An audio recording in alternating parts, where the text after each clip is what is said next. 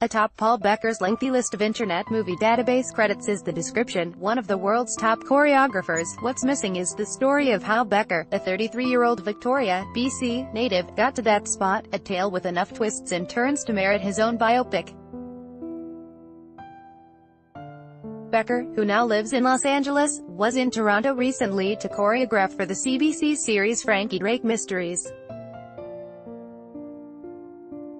In a phone interview, he talked about how he went from being a self-trained 12-year-old breakdancer to working on projects like Disney's Descendants, Marvel's Deadpool 2 and Netflix's A Series of Unfortunate Events, and it comes down in part to a FedEx envelope.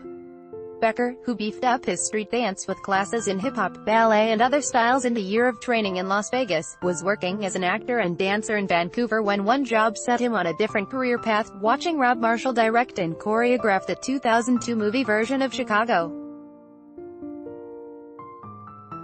The young Canadian bought a camera and taught himself to shoot and edit, but there was still the issue of getting his foot in the door, which is where the FedEx envelope comes in.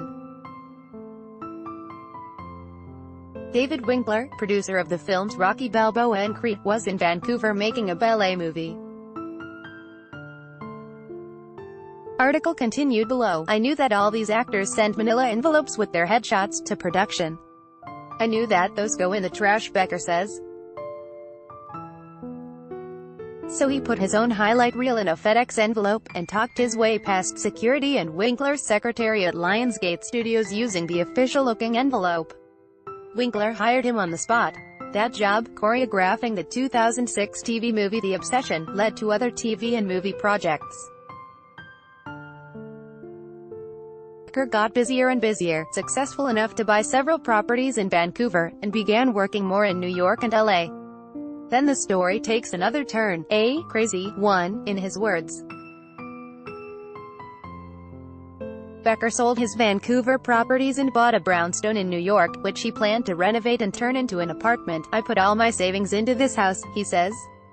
Within that year, there was the writers' strike, the SAG strike, the Broadway, stagehands, strike in the U.S.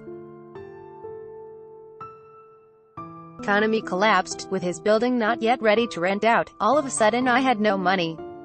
The house was foreclosing. I was losing everything. I couldn't get hired to teach. I couldn't get hired to edit someone's demo reel. Nothing.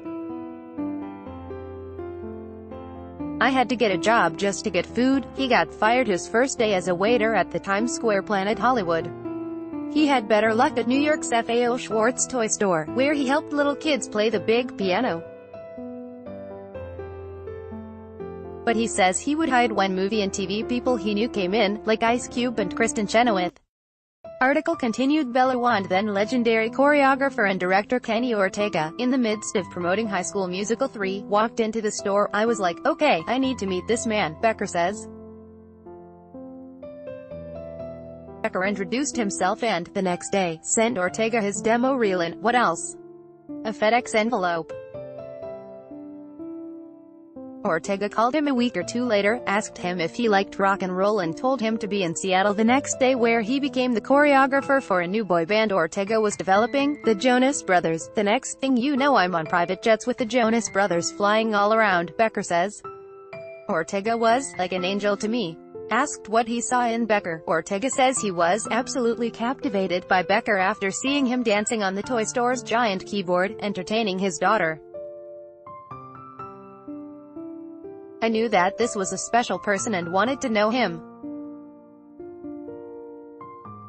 I came to find out that I was right. The jobs have been steady since, and they've included some gigs in Becker's home country, TV So You Think You Can Dance Canada and Canada's Got Talent among them." As a choreographer, Becker says he begins each project not with the dance steps but with the story.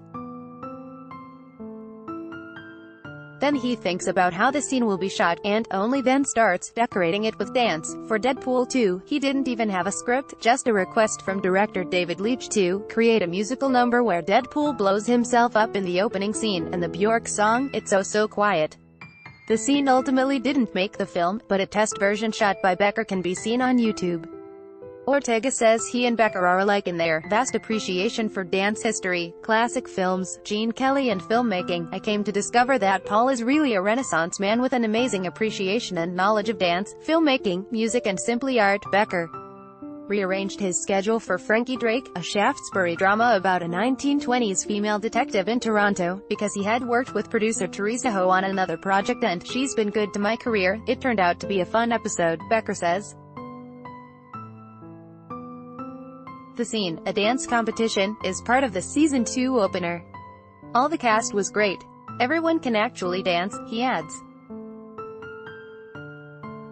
These days Becker's dance card, if you'll pardon the pun, continues to be very full. He choreographed the upcoming Wreck-It Ralph sequel, Ralph Breaks the Internet, which is due on American Thanksgiving, and he wrote, choreographed and directed Breaking Brooklyn, starring Louis Gossett Jr., which has been picked up by Lionsgate for a 2019 release. Yet Becker says he feels like he's just getting started. "I look at a career like Kenny Ortega's. That's a career." Let's leave the last word to Ortega, who says Becker's transition from great choreographer to great director is only a matter of